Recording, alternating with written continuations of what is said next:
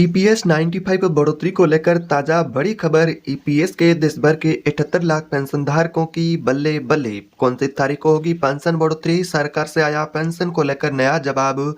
EPFO के 78 lakh pension धारकों के लिए बहुत ही बड़ी खुशखबरी आ चुकी है। किन पेंशन धारकों को मिलेगी 7,500 की पेंशन? सरकार ने पेंशन को लेकर क्या जवाब जारी किया है, आज के इस वीडियो में जानेंगे। आज की जानकारी में वही बातें सामने आपके रखेंगे जिसका इंतजार ईपीएस के देश भर के 78 लाख पेंशन भोगी कर रहे थे।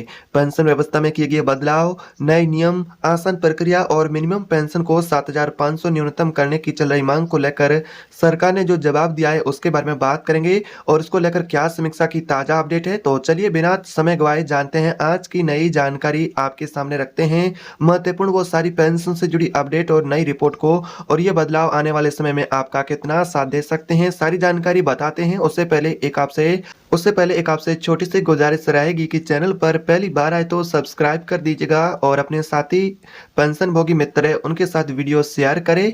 तो आज की बड़ी जानकारी यह है कि हाल ही में चर्चा में आया है कि ईपीएफओ नए अपडेट है वो फिर से सुर्खियों में है। पेंशन व्यवस्था को सरल और तेज बनाने के लिए विभाग ने कई महत्वपूर्ण कदम उठाए हैं। तो कौन कौन से नए कदम उठाए हैं जिनके बारे में बात करेंगे। और बड़ा अपडेट सबसे पहले ईपीएस 95 पेंशन को लेकर मिला है कि 7,500 की पेंशन की मांग पर पेंशन के नियमों में नई कार्यवाही क्या हुई है, तो उसके बारे में बात करेंगे कि सरकार ने ईपीएफओ ने पेंशन को लेकर क्या महत्वपूर्ण कदम उठाए हैं जिसका इंतजार पेंशन भोगी कर रहे थे।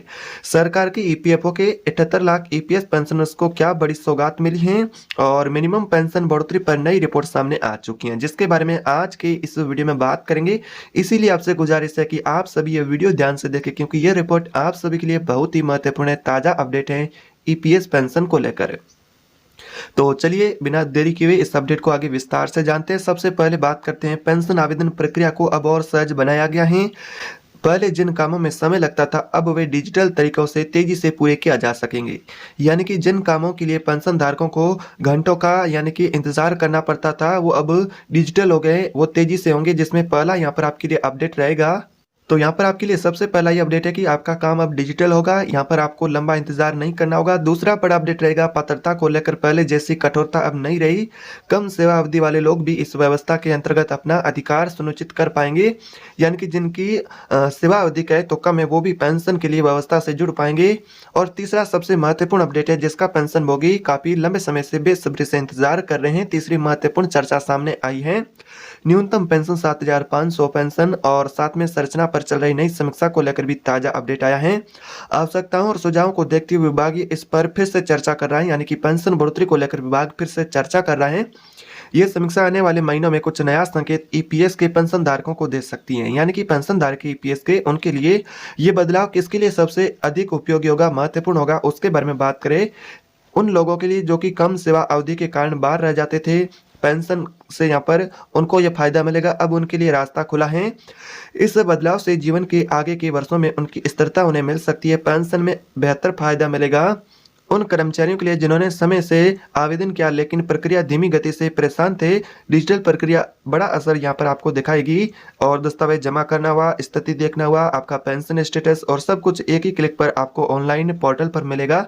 तो ये ईपीएफओ का डिजिटल कदम कहे तो आप सभी के लिए बहुत ही महत्वपूर्ण है। उन परिवारों के लिए जिनकी आय का आधार सिर्फ पेंशन होता है उन्हें 7,500 पेंशन देने पर भी समीक्षा चल रही है, चर्चा चल रही है। कई लोगों की यहाँ पर उम्मीद है कि सरकार पेंशन बढ़ोतरी को लेकर कदम उठा सकती है। तो समीक्षा 7,500 की पेंशन को लेकर भी चल रही है। अगर आने वाले समय में इस पर सकारात्मक संकेत मिलते हैं तो ये लाखों परिवारों के लिए बड़ी राहत साबित हो सकती है। अगर आप भी इस व्यवस्था का लाभ लेना चाहते हैं तो क्या क्या आपको ध्यान में रखना होगा, क्या कदम आपको आसान कदम उठाने होंगे। अगर आप नए पेंशन भोगी ईपीएफओ से जुड़ना चाहते हैं तो ईपीएफओ खाते को डिजिटल माध्यम से सक्रिय करें, आधार लिंक और मोबाइल अपडेट करें यानी कि मोबाइल नंबर।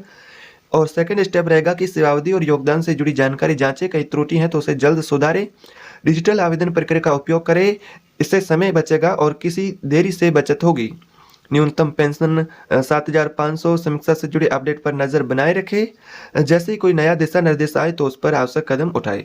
यदि भविष्य में नई सुविधाएं और या संशोधन लागू होते हैं तो उनके बारे में जानकारी रखें और समय पर आवेदन करें। तो दोस्तों ये थी पेंशन से जुड़ी आज की महत्वपूर्ण आपके लिए जानकारी जिसके बारे में आपने इस वीडियो में बिल्कुल ही आसान भाषा में समझाएं कि पेंशन से जुड़ी फिलहाल की ताज़ा अपडेट क्या है।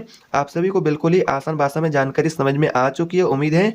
तो पेंशन से जुड़ी जानकारी हमेशा महत्वपूर्ण यहाँ पर आपको मिलती रहेगी, क्योंकि यह जीवन के उस समय का सहारा होती है जो कि सबसे संवेदनशील होता है। आज की यह जानकारी ने साफ कर दिया है कि विभागीय पेंशन व्यवस्था को मजबूत बनाने की दिशा में लगातार काम कर रहे हैं और आने वाले समय में 7,500 की न्यूनतम पेंशन सचार पर भी किए जा रहे हैं विचार, वो भी नए आपके लिए अपडेट हो सकती हैं। अगर आपको यह वीडियो उपयोगी लगा है तो वीडियो को लाइक करें, चैनल पर नए तो सब्सक्राइब करें, अपने साथी पेंशनभोगी मित्र हैं उन सभी के साथ वीडियो शेयर करें। अगले वीडियो में हम आपको बताने वाले हैं आने वाले महीनों में पेंशन व्यवस्था से जुड़े और नए-नए बदलाव और नए अपडेटों की पूरी जानकारी। अगर आप भी चैनल से जुड़े रहेंगे तो यहाँ पर आपको सबसे पहले पेंशन से जुड़ी अपडेट मिलती रहेगी। तो चैनल से जुड़े रहिएगा, चैनल को सब्सक्राइब करें, वीडियो शेयर करें। कमेंट बॉक्स में आपकी पेंशन के बारे में राय क्या है, कमेंट बॉक्स में ज़रूर बताएं। तो मिलते हैं ईपीएफओ की नई अपडेट में, तब तक के लिए जय हिंद।